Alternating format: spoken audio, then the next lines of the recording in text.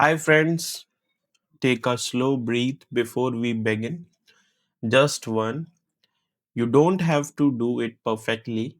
You don't have to be in the right mood. You don't have to have everything figured out before you press play. You only have to be here where you already are with the body you already have in the movement that is already happening. If you are listening to this tonight or this morning or in the middle of long strange afternoon when the world feels a little too loud, I want you to know something first. Something inside you is tired of the voice that lives behind your forehead, the one that won't stop, the one that wakes up before you do and falls asleep long after you wish it would. The voice that judges, replies, predicts, criticizes, panics. The voice that whispers things to you in the dark that you would never say to a friend. The voice that hands you a list of mistakes the moment you try to rest. You have tried so many ways to make it stop. You have tried distractions. You have filled the silence with phones, food, work, scrolling, music, errands, anything that hums. You have tried meditations app. You have tried to think positively. You have tried telling the voice very firmly, very seriously to please be quiet now, please just for a minute. And maybe after all of this, you are begging to suspect a strange and gentle truth. The harder you push the noise away, the closer it leans in. The harder you fight, the louder it gets. Tonight, we are not going to solve it. We are not going to conquer the noise. We are not going to defeat anything inside you because nothing inside you is your enemy. Tonight, we are going to sit with this strange and gentle truth on a porch in the evening, watching the colors change in the sky, not needing to say very much. So, welcome. There is a story I want to share with you. It does not belong to any one tradition. It is the kind of story that drifts between culture, the way smoke drifts between houses on a winter night. Different storytellers tell it different ways. Here is the way I know it. There was a man who lived by a river. The river was beautiful, but it was also restless. It carries fallen leaves, broken branches, sometimes the bodies of small animals, sometimes the laughter of children playing upstream, sometimes the rain from a storm 3 valleys away. Whatever happens upstream, the river brought it down. One day, the man decided he had enough of the noise of river. The sound of the water never stopped, even when he closed his shutters, even when he worried his head in his blanket. The river kept moving. It would not be silent for him. So he tried to fight the river. He built walls of stones. The river found another path. He dragged trenches to lead the water away. The trenches filled, then overflowed. He should add the water, shouted at the water. The water laughed without laughing. He played for the river to stop. The river did not stop. Years pass, the man grew old fighting his river. His back hurt from carrying stones, his hands were rough from digging, his heart was tired from being angry at something that had never once been angry at him. One evening, exhausted, he sat down on the bank. He did not have the strength to fight anymore. He did not even have the strength to be sad about it. He simply said, the water overflowed past him, the leaves driftly by a fish jumped somewhere out near the middle where the current ran deepest.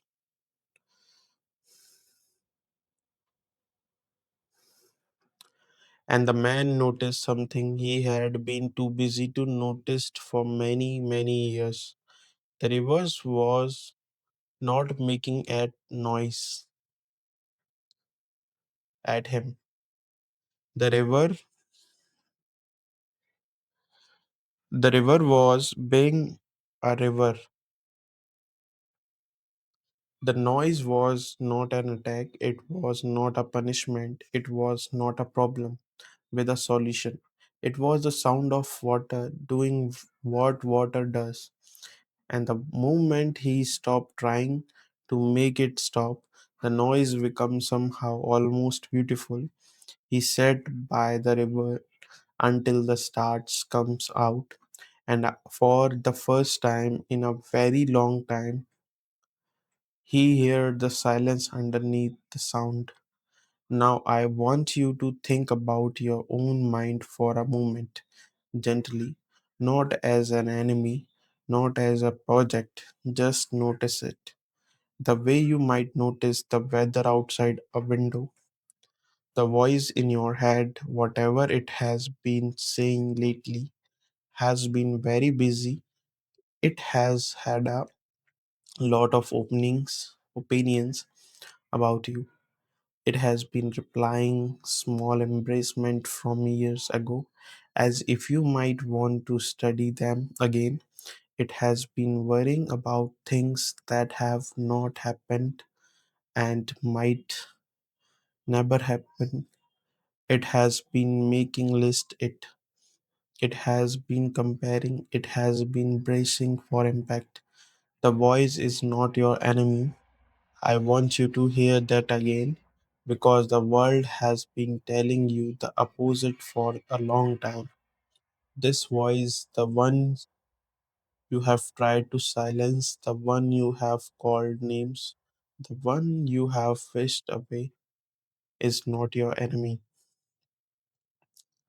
It is not a part, it's a part of you that learns somewhere along the way. That talking very fast might keep you safe. That worry ahead might prevent the next disaster. That criticizing yourself first might soften the blow when someone else does it later.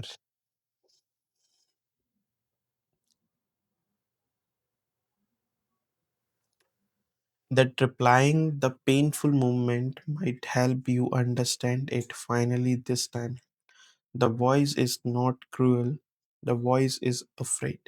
And when you fight a frightened thing, it does not become quiet, it only becomes more frightened. It's only speak louder because it is sure you are not listening. This is the heart of what we are sitting with tonight. The noise inside you is not a thing to be killed, it is a part of you that need to be heard and then slowly, gently allowed to rest. Imagine for a moment a lake. Imagine it is the way it is at down before anyone has come down to the water. The surface is so still that the sky is reflected perfectly on it. The mountains upside down seems to grow downwards into the lake. A bird flies across, and you can see two birds, the real one and its twin in the water. Now imagine someone throws a stone into the lake. Ripple, lots of them, spreading outwards and winding rings. The mountains break apart in the water, the reflected sky shiver and scatter. What do you do?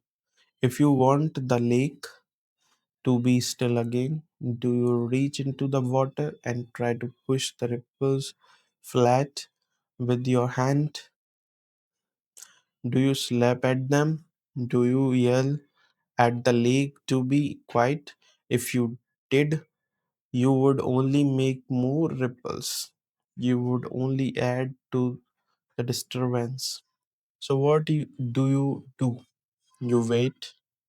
What you sit on the shore, you let the water do what water does. The ripples will reach for the edge. Some of them will come back small, gentle. They will fade, they will settle, and without anything heroic happening, without you needing to do a single thing, the lake will become still again all by itself. Your mind is a lake. The thoughts are stones, some of them you threw in, some of them were thrown in by others people, sometimes a long time ago. Some of them just fell from the sky. When you try to stop the ripples by reaching in, just lapping at the water, you are not calming your mind, you are throwing more stone. The stillness you are looking for is not something you have to create. It is already underneath everything. It is the nature of the lake itself. The ripples are temporary. The stillness is true what is true. You do not have to fight to be still. You only have to stop adding stone. But this is hard. I want to be honest with you because I do not believe in spiritual teachings that pretend everything in easy. This is hard. Most of us have been fighting our minds for so long. We do not know who we would be without the fight. The fight has become a kind of identity. The struggle has become a kind of friend, even if it is a friend who has been hurting us. We say, I am someone who struggles with anxiety. I am someone who overthinkings. I am someone who cannot let things go. And then when we are told to stop fighting, we feel almost insulted, as if we are being told to stop being ourselves, as if we are being told to surrender to something that has been hurting us for years. I want to be clear about something. Stopping the fight is not surrender. It is not giving up. It is not letting the noise win. It is much more interesting than that. When you stop fighting the noise, you take away its food. The noise inside you grows on attention. It does not actually care whether your attention is positive or negative. It only cares that you are looking at it. When you fight a throw, you are looking at it. When you are argue with a worry, You are looking at it. When you criticize yourself for criticizing yourself, you are still somehow looking at the very thing you wanted to look away from. This is why the noise gets louder when you fight it. You are pouring water on it, thinking you are putting out a fire, but the noise is not made of fire. The noise is made of attention, and every fight is more attention. So, what is the alternative? The alternative is to notice without grabbing. The alternative is to let the thoughts arrive in your mind the way a bird lands on the fence in your yard. You see the bird, you acknowledge the word, you do not have to chase it away. You do not have to invite it in for dinner. You do not have to study its feather and decide what kind of bird it is.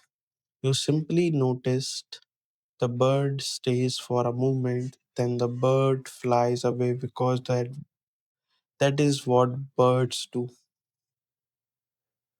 Thoughts are like that. They come, they go. The mind is the sky, and the thoughts are weather.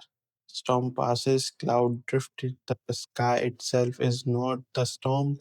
The sky itself what holds the storm and outlast it.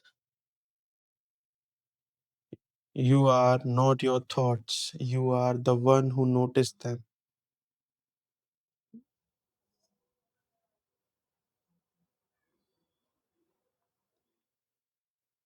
So let's end here.